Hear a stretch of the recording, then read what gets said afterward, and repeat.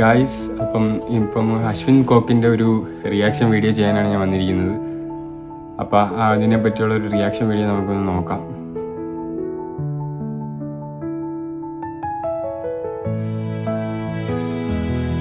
Hello guys, welcome back to my YouTube channel. അപ്പോൾ ഇന്ന് ഞാനൊരു പുതിയ റിയാക്ഷൻ വീഡിയോ ആയിട്ടാണ് വന്നിരിക്കുന്നത്.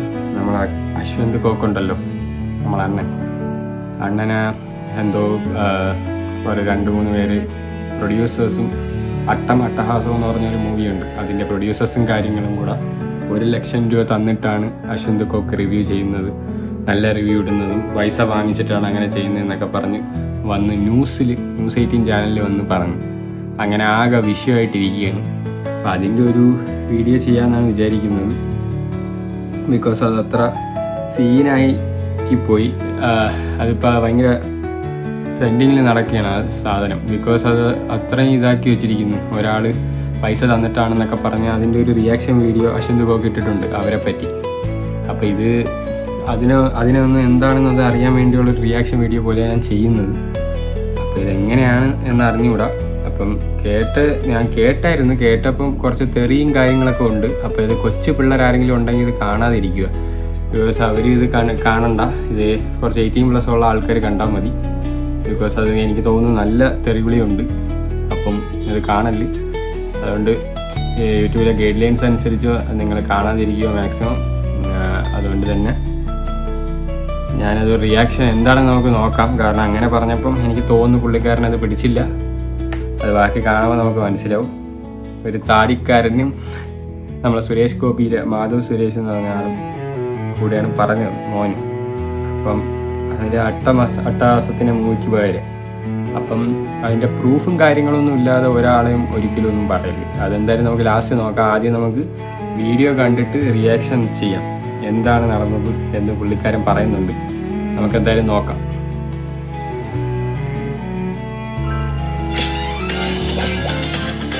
ആഡാണ്, നോക്കാം.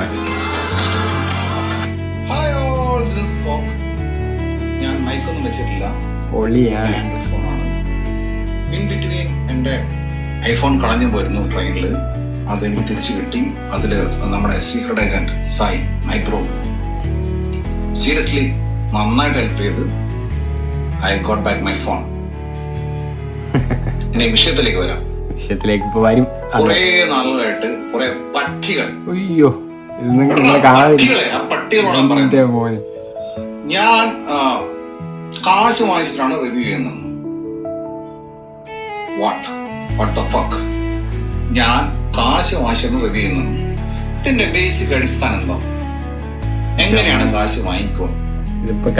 നീയും നിന്റെ തന്തമാരെല്ലാരും കൂടെ ഒരു ചാക്കിൽ കിട്ടിയിട്ട് എനിക്ക് കാശ് പിന്നെ എന്റെ ഫ്ലാറ്റിന്റെ ഫ്രണ്ടിൽ സെക്യൂരിറ്റിന് എടുത്ത് കൊടുക്കണം. എന്നിട്ട് ഞാൻ ആ കാശ് എടുത്തിട്ട് ഞാൻ തീരുമാനിക്കുകയാണോ ഈ സിനിമയ്ക്ക് പോസിറ്റീവ് പറയണോ നെഗറ്റീവ് പറയണോ? അല്ലാതെ ഓൺലൈൻ ട്രാൻസാക്ഷൻ ആണെങ്കിൽ ഇതിന് പ്രൂഫ് കാണല്ലോ.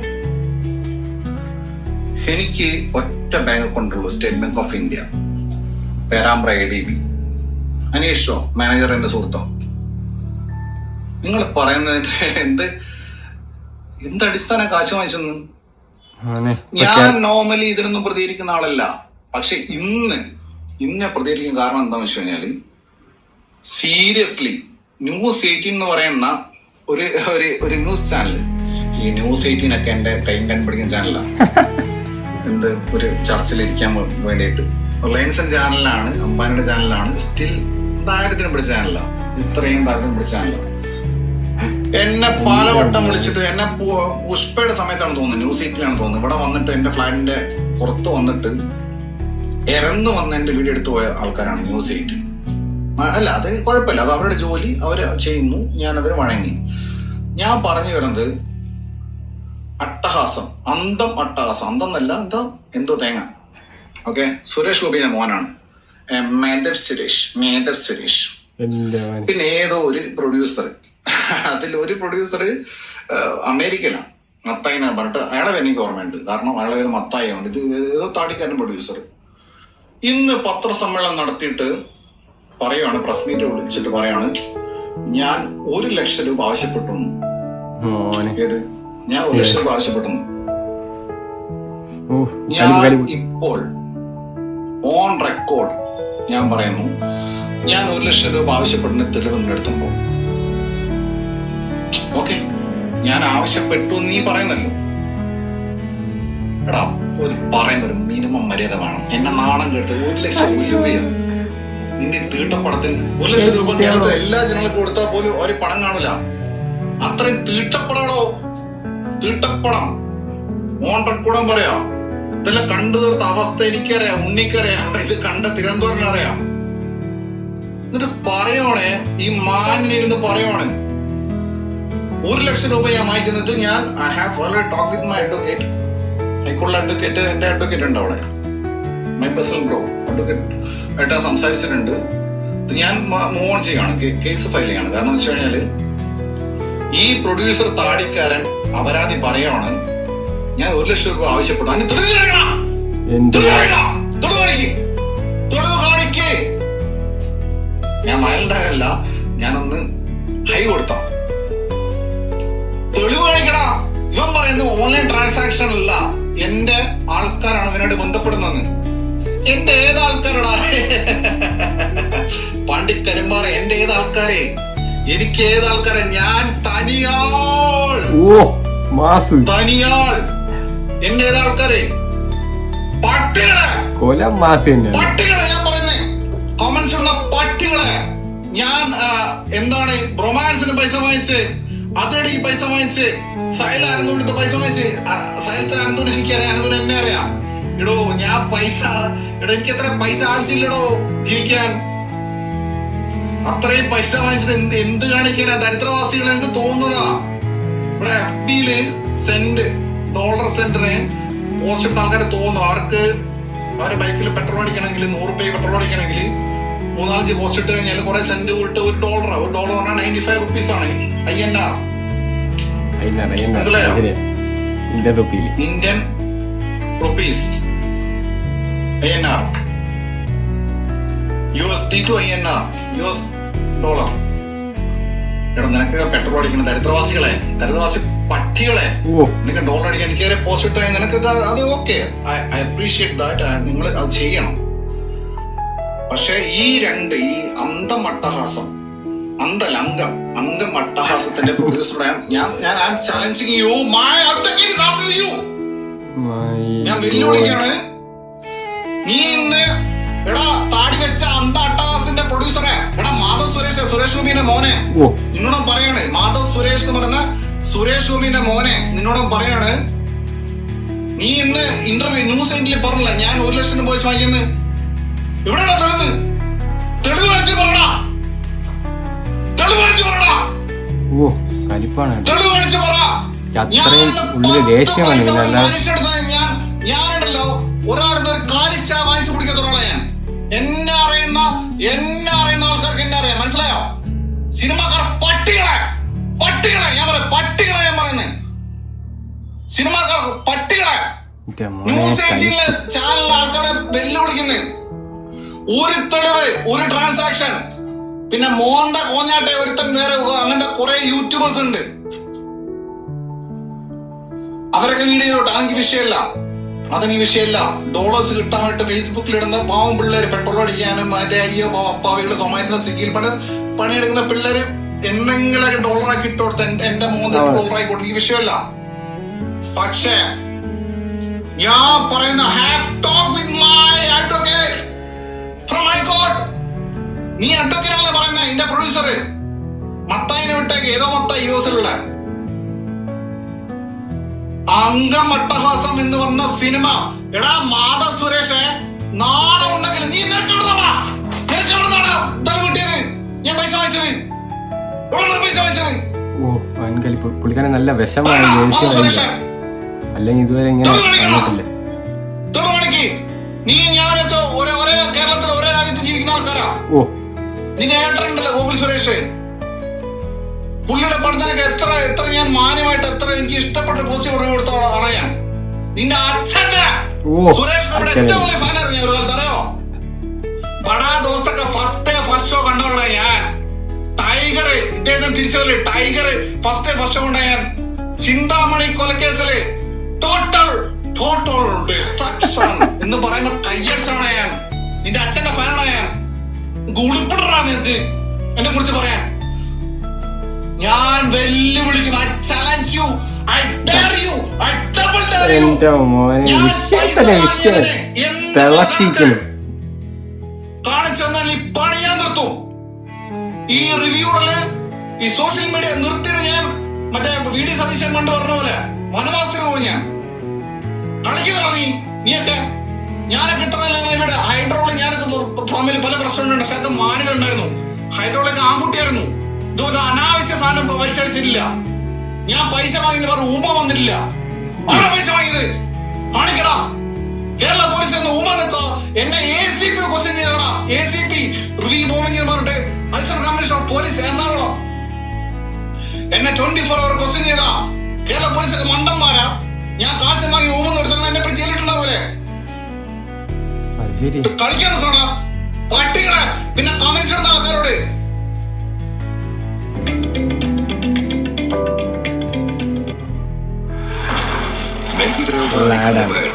ഒന്ന് വെയിറ്റ് ചെയ്യണം കേട്ടോ.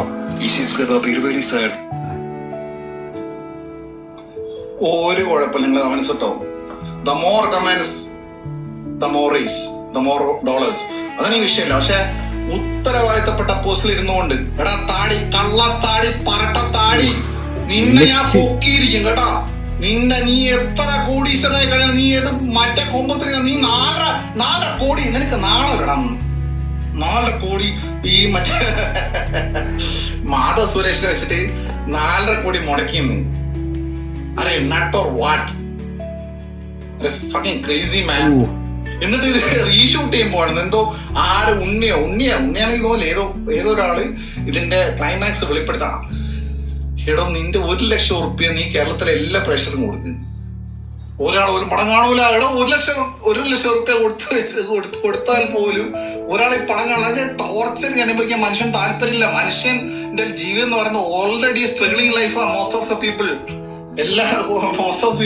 പീപ്പിളിന് സ്ട്രഗ്ലിംഗ് ലൈഫാ. അപ്പൊ നിന്റെ ആ അട്ടാസം കണ്ടിട്ട് മറ്റേ അവിടെ പോയി കിടക്കാൻ നിൽക്കുക. ഇത് ഞാൻ ഇതെന്തോ വീഡിയോ ഇടുന്ന ആളല്ല.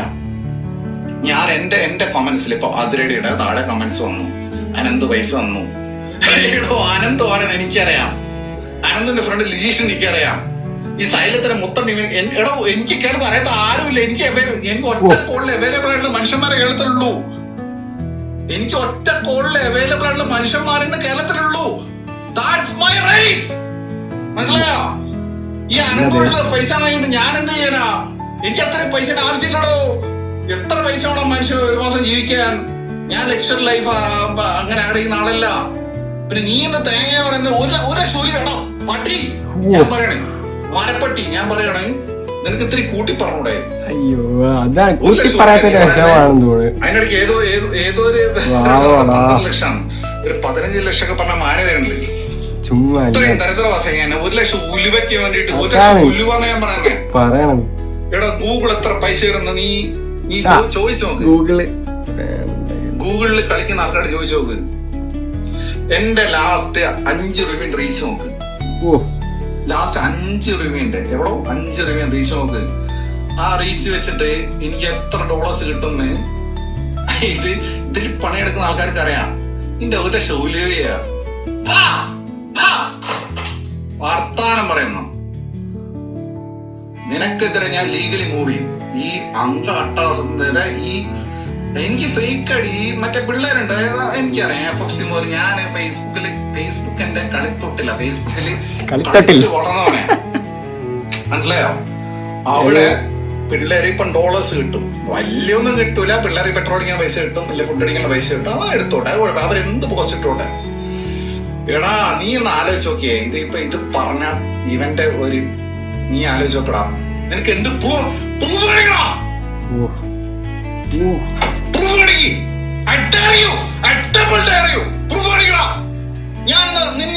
നിനക്ക് ഗൂഗിൾ പേ വഴിയല്ല, മറ്റേന്താ UPI വഴിയല്ല.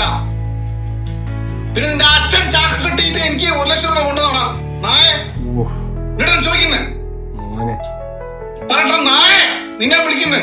നിന്റെ അച്ഛൻ ഗൂഗിളില് തരാതെ ചാക്കൽ കെട്ടി എനിക്ക് കൊണ്ടുവന്നോ? ഇത് അട്ടാസിന്റെ പ്രൊഡ്യൂസർ എടുത്താൻ ചോദിക്കുന്നേ. മനസ്സിലായോ? പിന്നെ കമലിടുന്ന പട്ടികളോട്, നായിന്റെ മക്കളെ ഞാൻ പറയാണ്, പട്ടികളെ, നായിന്റെ മക്കളെ ഞാൻ പറയാണ്, ദിസ് ഈസ് അശ്വൻ കോക്ക്. 10 പൈസ വാങ്ങൂല, എനിക്ക് പൈസയുടെ ആവശ്യമില്ല. ഇനി കമലിടുന്ന എനിക്കതിൽ ഒരു തെളിവ് കാണിച്ചു കഴിഞ്ഞാല് ഈ പണി ഞാൻ നിർത്തും. റിവ്യൂ ചെയ്തിട്ട് ഊമ്പണ്ട ആവശ്യം എനിക്കില്ല കേട്ടോ. ഇത് എന്റെ ഇഷ്ടത്തിന് ആണ് ഞാൻ ലീവ് എടുത്തിട്ട് റിവ്യൂ ചെയ്യുന്നേ. ഇല്ലേ മറ്റേ +2 മറ്റേ ഹൊറിഗലും മറ്റേ ഗ്ലാഗ്ലാഗ്ലയും പഠിപ്പിക്കാൻ എനിക്ക് അറിയട്ടല്ല.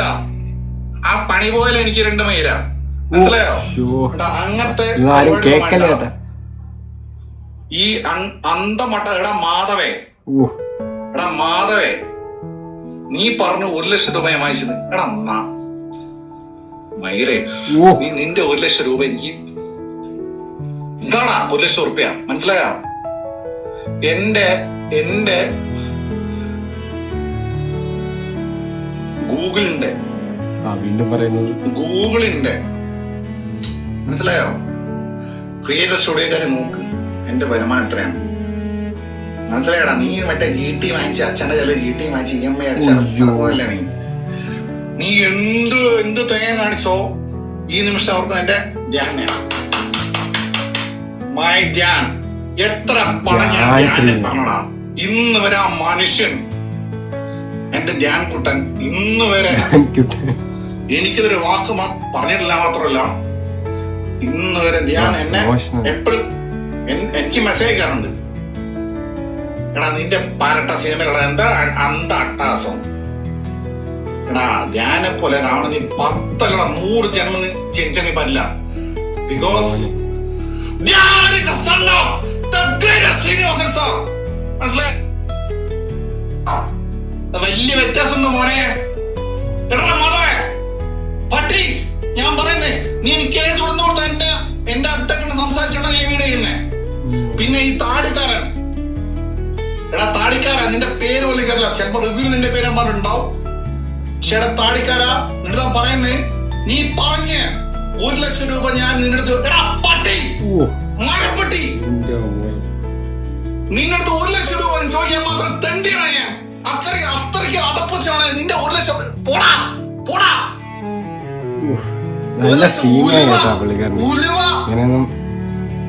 ഉലുവ 1 ലക്ഷം നിന്നോട് ചോദിച്ചു. നീ ഒരു 10 ലക്ഷം 15 ലക്ഷം പറഞ്ഞാല് that was fine. 1 ലക്ഷം ഉലുവ നിന്നോട് ചോദിച്ചെന്ന് പരമനാറി. എടാ എന്റെ വർത്താനം ഇതൊന്നുമല്ല. കേരളത്തിൽ FFC തുടങ്ങിയ ആളുടെ പേരാണ് അശ്വൻ കോക്ക്, മനസ്സിലായോ? വല്ലാണ്ട് ഊമ്പണ്ട. ഞാൻ ഇപ്പോൾ സംസാരിക്കുന്നില്ല. ഞാൻ പറയാം, എനിക്കറിയുന്ന എന്റെ സീക്രട്ട് ഏജന്റ്, എന്റെ ഷസാം, എന്റെ ഉണ്ണി, എന്റെ സുധീഷ്, എന്റെ തിരുവനന്തപുരം, എന്റെ അശ്വിൻ ബ്രോ, ലെൻസ്മാൻ, ആദിത്യൻ ചെറ്റൂർ, നമ്മുടെ എല്ലാ ആൾക്കാരും ആരും പൈസ വാങ്ങിക്കുന്നില്ല. എല്ലാരും അവരോട് പണിയെടുക്കുന്നു. എടാ കഴിവില്ലെങ്കിൽ പോയി സ്വയം കുനിഞ്ഞിരുന്ന് ഊമ്പുക. മാധവ് എന്റെ അടുത്താൻ പറയുന്നത്, മാധവ് സുരേഷിനോട് കേട്ടോ. ഇല്ലെങ്കിൽ എന്റെ അടുത്ത് കുതിര നീ വരണ്ട. പിന്നെ താടിക്കാരൻ നിന്റെ പ്രൊഡ്യൂസറിനോട് പറയാണ്,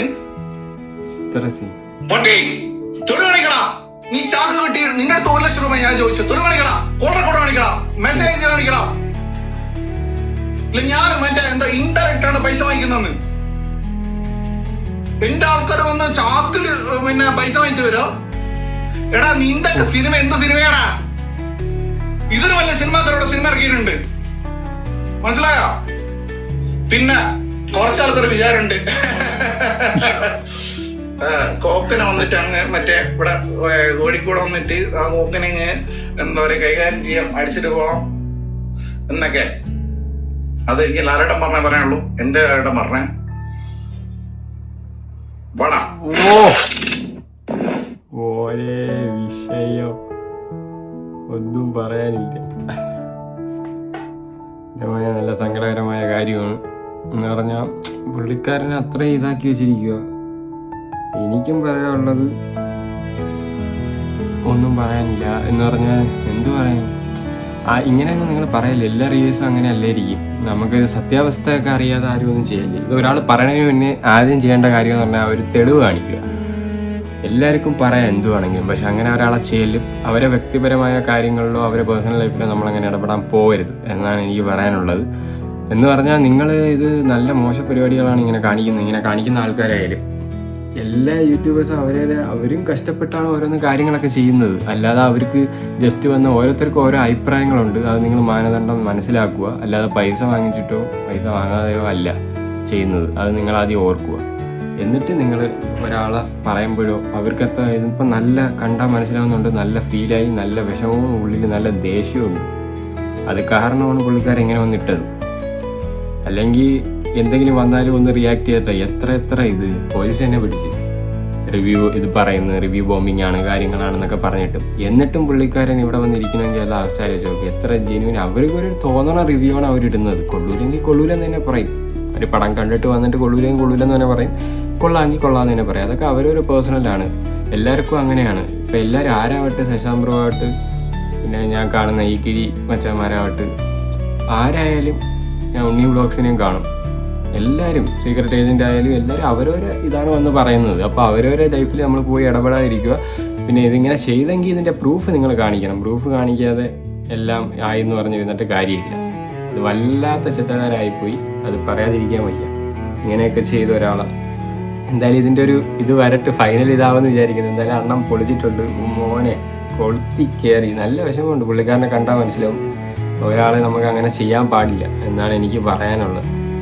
ഇത് വല്ലാത്തൊരു കഷ്ടം തന്നെ. അതും ന്യൂസ് 18 പോലത്തെ ചാനലുകളിൽ കയറി നിന്നാണ് ഇങ്ങനെയൊക്കെ പറയുന്നത്. ഒരാൾ പൈസ തന്നെ എന്നാൽ അതിൻ്റെ തെളിവ് ഉൾപ്പെടെ ഇട്ട് കൊടുക്കണം. അല്ലാതെ ചുമ്മാ കയറി ആർക്കും പറയാം. വായി തന്നിരിക്കുന്ന എല്ലാവർക്കും എന്തോ വിളിച്ച് പറയാനാണ്.